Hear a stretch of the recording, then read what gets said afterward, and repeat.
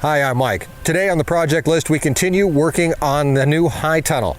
We'll take a look at what we've completed this week, and we'll get a little further on the project with a deadline looming over our heads. It's all coming up today on Our Wyoming Life.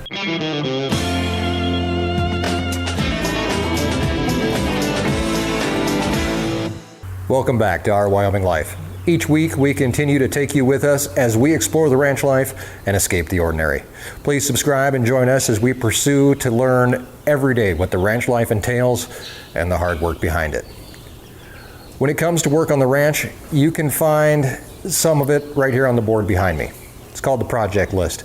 We keep this board so that it keeps track of what needs done around the ranch. We cross things off and we add to it, but for the next couple of weeks, we're concentrating on just one single project, the new high tunnel build.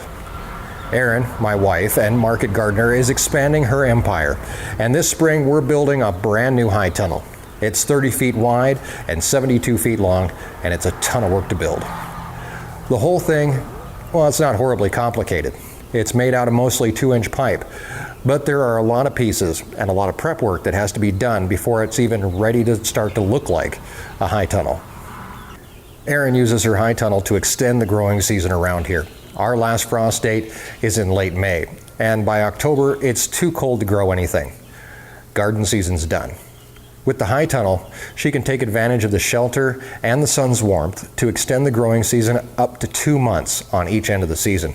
In fact, using the high tunnel, she can now grow year-round, producing spinach, radishes, onions, carrots, even in the coldest of winter months. In order to keep growing her farmer's market business, there's only one way to do that, and that means more gardens.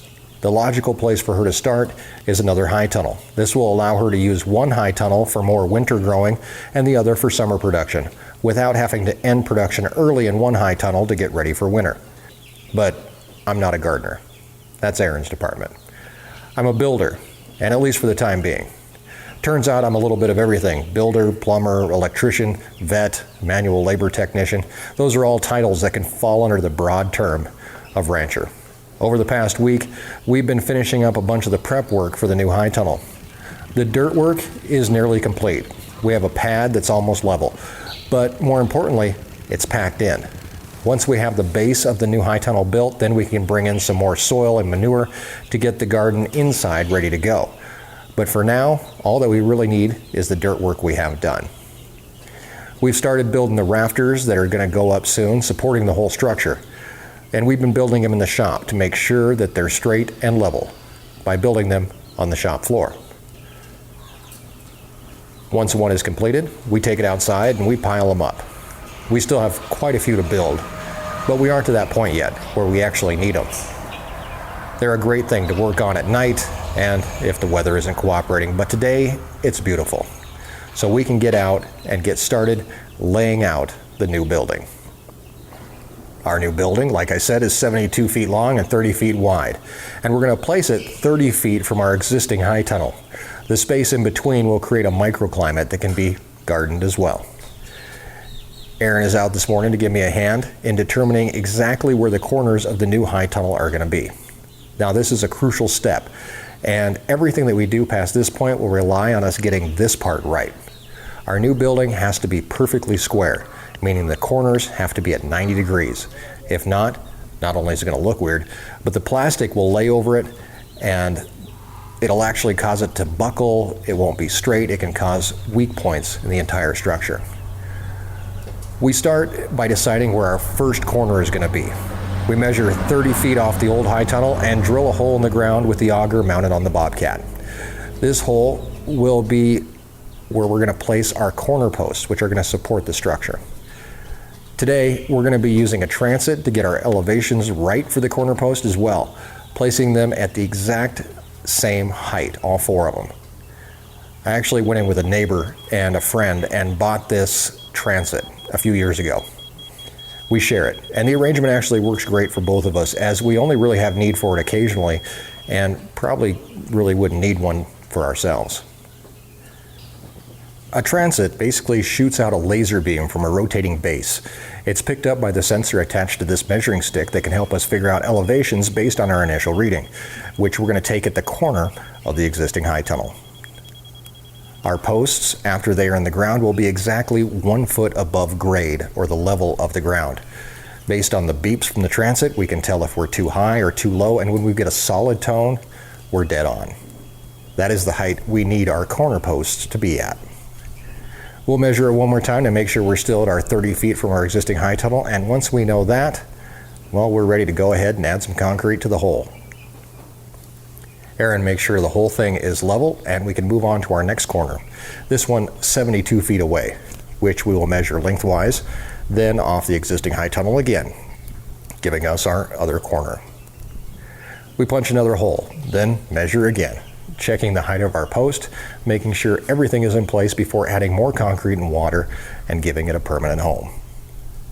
Now these two are our easy ones. Our next ones, well, it's going to take some math. We need a square building, and the only way to guarantee that is to use the Pythagorean theory. Now think back to high school really quick, and I'll try not to make either of our heads hurt. A squared plus B squared equals C squared. We're 30 feet wide, 72 feet long. That makes our diagonal measurement 78 feet. We measure it off again, and now we know exactly where our next corner goes. The fourth corner goes in the same way, and now we have all 4 corners for the new high tunnel in place. And we'll let those set up for the day. Along the long side of the tunnel are going to go 17 more posts. Next thing on the list is to drill 17 new holes for the new posts. Using string line, we can mark a straight line in between our end posts. A can of paint allows us to transfer that line to the ground, and we can start marking the placement of the holes, 1 every 4 feet. Because I'm by myself now, I will use a scrap piece of wood to space it, and we'll use it as a guide for marking where the holes are going to go. Then I'm going to use a stake to make a small hole in the dirt for each post. After firing up the bobcat again, the auger slides neatly into the holes, which I made with the stake, to keep the auger in place for each post hole.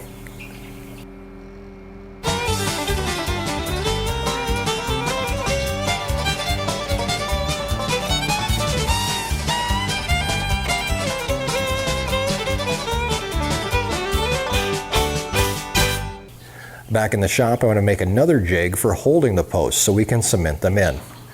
They're 4 feet on center, so a board with notches for the posts at 4 feet will make sure that I keep my spacing correct. On site, I run 2 more string lines, 1 more for the top of the post and the other on the back side. This will ensure that all the new posts that we put in will be at the exact same height and that they're all in line.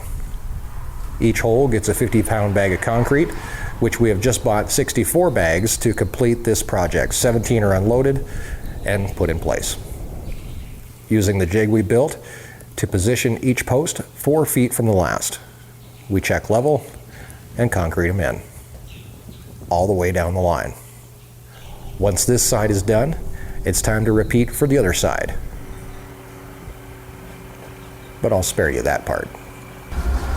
Next week, when we continue the project list, hopefully we'll have a whole lot more done. This is still the groundwork. Next up, we're going to set up some high wind anchors to really secure this sucker for the Wyoming wind load. Then it's going to be time to start installing rafters, supports, end walls, roll-up sides, and the cover. There's a lot left to do, and our timetable may be behind, but that's okay. The boss will only yell at me. I'll take the heat. Subscribe and make sure that you continue to follow a lot of our stories. We have a great community here, and we'd love to keep it growing. Make sure you check out the description for this current giveaway going on right now, and it's kind of our way of saying thank you for all the support that you give us.